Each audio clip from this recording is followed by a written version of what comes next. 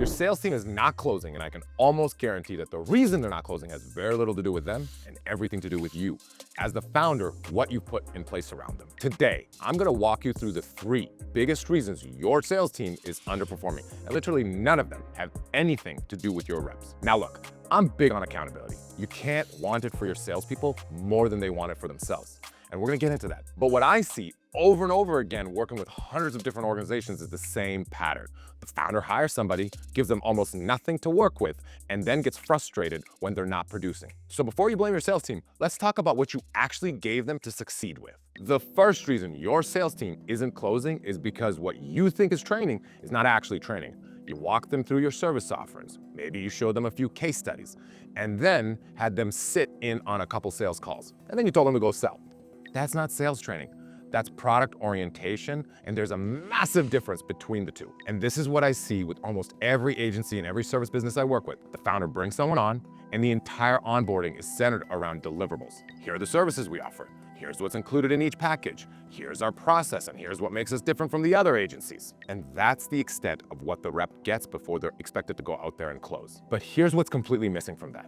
There's zero training on the commercial side of the transaction. The rep doesn't understand the client themselves. They don't understand the psychographics of the buyer, what stage they're in, what you've already tried that didn't work, what the real frustrations are on beyond I need more leads and I need better marketing. And more importantly, the rep doesn't understand the actual impact of your solution from the buyer's perspective. It's one thing to know the offering of a paid media management or a full service marketing retainer, but if your rep can't articulate why that actually matters to the person sitting across from them, they're just reading off a bunch of list of features and benefits. And the prospect has already heard that pitch from every other agency that they've talked to because they've been through the same cycle of hiring reps and trying different sales training and missing quarterly targets over and over and over again. They don't need to hear about your deliverables. They need to feel like you actually understand their actual problem. And once the product level information is all that the rep has been given, their brain closes in on that's all the possibilities. They become wildly channeled into pitching the service instead of understanding the person that's actually sitting across from them. Look, you've narrowed their entire worldview down to one dimension, and that dimension is the thing that the prospect actually cares the least about. Now, the second reason why your sales team isn't closing is because you have not set real expectations around what actually great looks like. You're telling them to do more, but when have you actually defined what more means? What is the standard of execution, and what level of urgency should they actually be operating with? And the reason you haven't set those expectations is because, and I say this, with all due respect, you probably don't know them yourself. Most founders and sales leaders have never actually been exposed to the level of activity of what it actually takes to make success inevitable. And that's the biggest disconnect I see between successful organizations and unsuccessful organizations. Successful organizations actually understand and appreciate how much success truly takes. They do everything possible so that the outcome is not just likely, it's an absolute guarantee. Whereas unsuccessful organizations, they do a little bit of work and then they wonder, well, why aren't we successful? Let me give you a real example. I've walked into agencies where the salesperson's closing anywhere between maybe 100 to 150 grand on a good month. And then they coast by for about 2 to 3 months because they're working on the pipeline or building relationships. And then you look at that across the year, they brought in maybe $600,000 total. We come in and then we'll just completely restructure the entire revenue management plan. We're gonna redefine what the actual standards should look like. And at that same salesperson is now turning around and closing $300,000 to $400,000 of net new sales consistently every single month.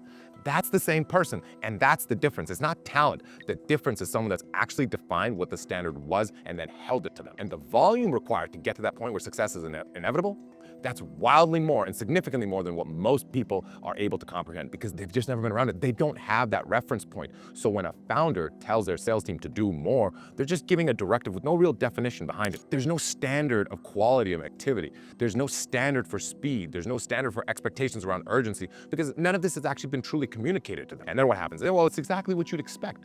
The rep defaults to activity for activity's sake. They do more of the same thing that they were already doing, but that quality of those conversations, that outreach, none of that's changed at all because nobody, again, I repeat this, nobody's actually defined what quality looks like in the first place. All right, and now here, this one's gonna sting a little bit, but the reality is the third reason why your sales team isn't closing is because the way you've taught them to sell is fundamentally wrong. They think their job is to pitch your service and overcome the objection. That's not selling, my friend. That's just talking at somebody until they either buy or they leave. When most people think about qualitatively improving their sales team, their brain instantly goes to sleazy objection handling techniques, closing techniques, right? Putting them in a headlock until, it's the old way of selling. They think that the problem is on the back end of the conversation, so they go in there looking for better closes, sharper rebuttals, more pressure. And trust me, pressure is a privilege, but that's the wrong answer to the question, because the issue isn't necessarily how your reps are closing, which could be a problem, but the issue is that the reps fundamentally misunderstand what their actual job is on a sales call. The role of a salesperson is not just to pitch, it's not just to present features and benefits, and not just overcome objections. The role of a salesperson is not only to educate the buyer on their own problem, but including the problems that they may have potentially misdiagnosed or that they might not even know yet. Okay, that's what truly great salespeople do. And because almost nobody is doing this and no one's actually taught them how to do it, here's what actually happens on most sales calls right now. I'm auditing calls every single day, and I see this time and time again. Everyone's talking about selling in a consultative way, but they're not actually being consultative. Here's what they're actually doing. They're asking high-level, superficial, surface-level questions because they don't understand the depth of the problem well enough to ask anything nuanced. So what they do is they just ask generic questions, give the prospect generic answers, and then the salesperson pivots straight into educating the prospect because they think that, oh, that's what I need to do. And ultimately, the prospect does not care about your product. The prospect only cares about their own problems. They know, they can feel very strongly that the salesperson sitting across them doesn't actually understand what they're going through.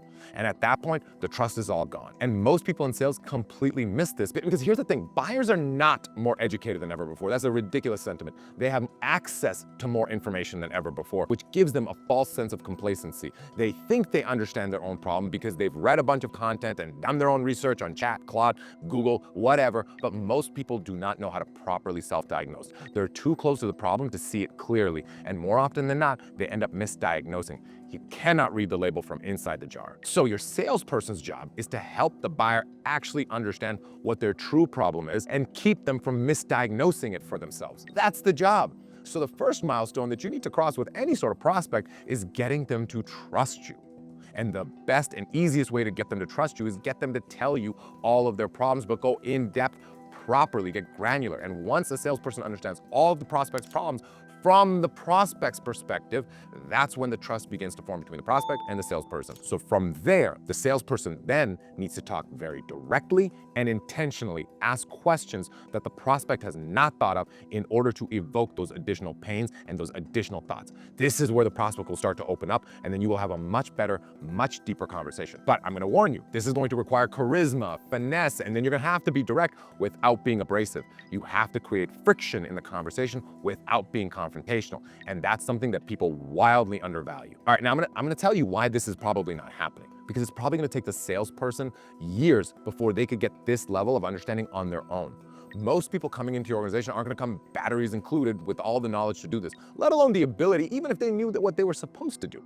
And this brings me right back to the founder, where you're letting them down. You're letting your salespeople down by not gathering this information and packaging it properly into a process that they can follow. You as the founder, you should be sitting down and documenting that most of your ideal clients have these problems as they see them.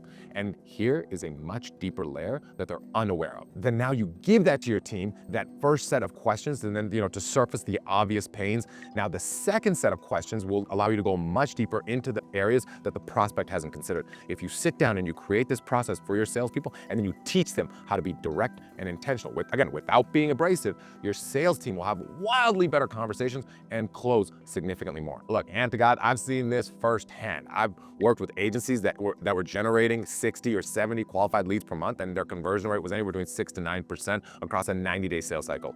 Well, once we come and we completely restructure that entire sales conversation, rebuilt that entire format from the ground up, understanding the buyer at a deeper level, and within the first month, that same sales team started converting at nearly a 60% conversion rate on a truncated 7-day sales cycle. And the only thing we changed was how they were selling. Nothing to the leads, nothing at all.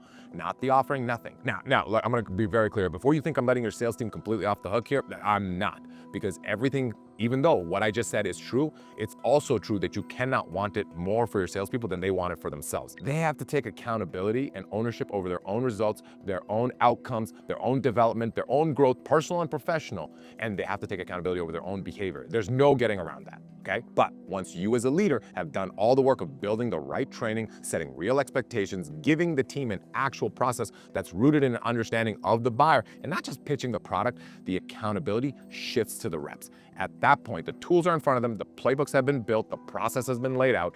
They just need to take accountability and execute their own actions and execute properly and appropriately. They need to own the quality of their conversations. They need discipline of following the process, even when it feels a little uncomfortable, or maybe they're a little unfamiliar with it, but they need to do that development on their own. Nobody can do that part for them. And the reality is human behavior is predictable, okay? So if something requires a little bit more effort, a little bit more accountability, slightly more discomfort, most people are just gonna resist it because that's just how people are wired. People will always take the path of least resistance, right? I mean, it's just status quo bias, right? We're animals that's what we wanna do. We wanna, expend as little energy as possible. And your sales team is no different. And this is where it breaks down one more time. And this is the part on the leader once again. I've seen plenty of organizations firsthand where the team had everything that they needed, and then basically they say, okay, well, go use it if you want or don't if you don't. There's no enforcement behind it. There's no follow through, and nobody's actually holding anyone accountable to using what they've been given. And then the sales team, as a result of that, is just naturally gonna opt out. And again, like I said, go for the path of least resistance. They'll skip the hard parts. They'll revert to what's comfortable. They're gonna start cutting corners when no one is watching. And that's not just a people problem, because it is, but that's also mainly a leadership problem. Because if your team isn't delivering, it's because you're tolerating it. Most leaders don't fail because they lack talent. They fail because they tolerate ineffective and low standards. So the real answer is that both parties need to own this. Okay? The salespeople have to take responsibility for their own actions and actually execute the standard that has been set for them. And the leaders, they have to be true leaders, which means holding the team accountable consistently, and not just when the numbers are down. You set the direction, you build the infrastructure, and then you hold the line every single day, because that's how high-performance sales organizations are built. So if you're watching this and you're realizing that your sales team doesn't have the right training, the expectations, or the process that they actually need to close, this is where we come in. My organization, my company, Rose Garden Consulting, this is what we do, because we can come in and assess your entire sales operation and give you a clear and confident understanding of exactly what needs to change so you're not guessing anymore. If you're running an agency that's doing 7 figures or more and you want to build a sales team that actually performs, there's a link in the description to book a sales assessment, and that's the first step to making any of this happen. So before you go and blame your reps and looking at hiring somebody new, take an honest look at what you actually built around them. Did you give them real training beyond just the product? Did you set real expectations around what great looks like? Did you give them a true process of how to have deeper conversations with your buyers? If the answer to any of those is no, that's where you got to start. I'll see you on the next one.